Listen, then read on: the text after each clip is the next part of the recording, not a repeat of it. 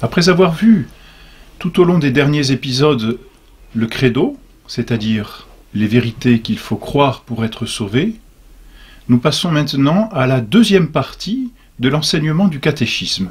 Souvenons-nous, le catéchisme est divisé en 3 parties. Les vérités qu'il faut croire, c'est le credo. Jésus a dit « Je suis la vérité ». Les œuvres qu'il faut pratiquer pour aller au ciel, c'est la morale. Jésus a dit « Je suis la voie » et il nous en a montré l'exemple. Et enfin, les moyens qu'il faut prendre pour pratiquer ces œuvres, et Jésus nous a dit « Je suis la vie ». La deuxième partie de notre catéchisme concerne donc les actes qu'il nous faut poser pour aller au ciel. C'est ce que nous appelons la morale. En effet, il ne suffit pas de croire pour être sauvé, il faut ensuite pratiquer. Il faut manifester notre foi dans nos actions. Nous sommes tout un, intelligence et volonté, connaître et action. Alors, ce que nous savons, ce que nous connaissons par la foi, nous devons ensuite le faire passer dans notre vie, c'est la morale. Il ne suffit pas, par exemple, pour un pianiste de dire « je suis pianiste ». La preuve qu'il est pianiste, c'est lorsque nous le voyons jouer. Ses paroles sont une chose, mais ses actions en sont une autre. Et elles seront en conformité avec ses paroles dans la mesure où il est capable de nous montrer qu'il sait jouer du piano.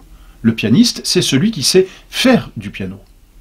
Eh bien, le chrétien, c'est celui qui non seulement connaît les vérités nécessaires pour aller au ciel, les vérités révélées, c'est le credo, mais c'est celui qui est capable d'agir avec ces vérités, de vivre de ces vérités. Et c'est ce que l'on appelle la morale. Mais Saint Jacques lui-même nous dit « La foi, si elle n'a pas les œuvres, est morte en elle-même ». Et puis Saint Matthieu, enfin notre Seigneur dans Saint Matthieu nous dit « Ce ne sont pas ceux qui me disent « Seigneur, Seigneur » qui entreront dans le royaume des cieux, mais c'est bien celui qui fait la volonté de mon Père qui est dans les cieux. » Il ne suffit pas de dire « Seigneur », il faut encore faire la volonté du Père. Ma nourriture, dit notre Seigneur, c'est de faire la volonté du Père.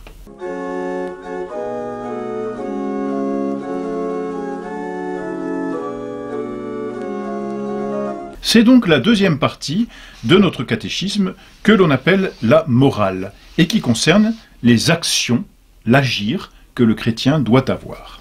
Qu'est-ce donc que la morale ? La morale, c'est une science pratique parce que nous agissons, qui règle nos actions. Régler, cela veut dire diriger. Une règle, c'est ce qui sert à diriger un crayon à l'école. Eh bien, la règle dans l'ordre de la morale, c'est ce qui dirige nos actions.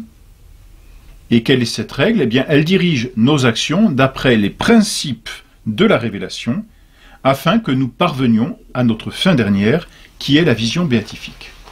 Autrement dit, la révélation nous enseigne ce que nous devons croire, vers où nous devons aller, et la morale, d'après tous ces principes reçus de la révélation, nous dit ce que nous devons faire pour être cohérents avec ce que nous croyons et atteindre le but que nous donne la révélation, c'est-à-dire la vision béatifique. Il n'y a donc de morale que la morale chrétienne, c'est-à-dire celle qui nous amène à la vie éternelle, à notre fin dernière.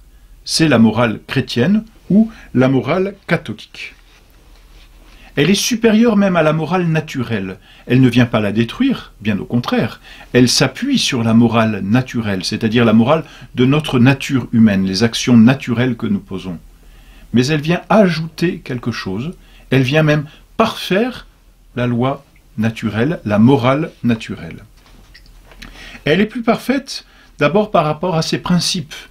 La morale naturelle est dirigée par la raison, par l'intelligence, tandis que la morale catholique est dirigée par la foi, par la révélation, donc par d'autres connaissances qui viennent se surajouter à notre intelligence.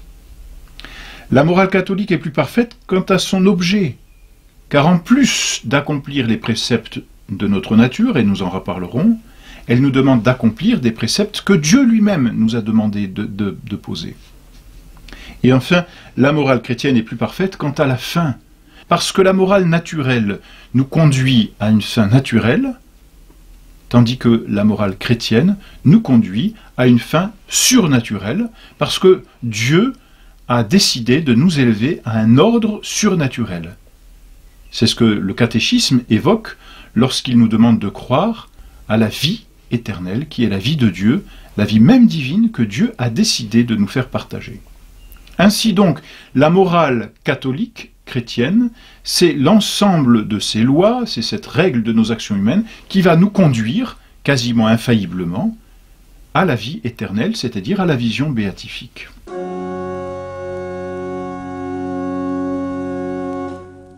On trouve quelques erreurs par rapport à cette morale catholique, car on entend parler de temps en temps d'une morale dite indépendante, une morale que l'on appelle aussi civile, ou plus exactement une morale laïque. C'est comme cela que l'on en entend parler. Mais on ne peut même pas considérer cette morale laïque, car elle veut faire fi de toute religion. Elle veut faire fi même de la loi naturelle, et elle n'a pour principe que la conscience individuelle, l'homme lui-même. Mais ça n'est plus une morale. En tout cas, chacun, puisque chaque conscience est la règle de toute morale, eh bien chacun a sa propre morale. Il n'y a plus de morale universelle, et c'est une forme d'anarchie. La morale donc indépendante, dite civile, dite laïque, finalement, a pour principe l'homme lui-même, a pour fin l'homme lui-même et crée une anarchie puisque l'homme va lui-même régler ses comptes sans tenir compte d'aucune règle.